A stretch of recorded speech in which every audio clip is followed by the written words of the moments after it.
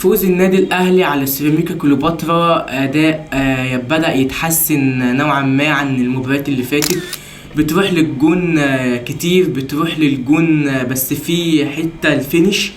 اداء النادي الاهلي اتحسن، لكن التغييرات في حبة تغييرات من كابتن عماد النحاس غريبة جدا، منها خروج محمود حسن تريزيجيه اللي كان متألق، اللي الراجل بيروح على الجون كتير، والراجل اللي لعبته النهارده رقم 8 الراجل عارف يتحرك فين وانت بتجيبه من الورا لقدام، يعني بيخش يخترق على طول.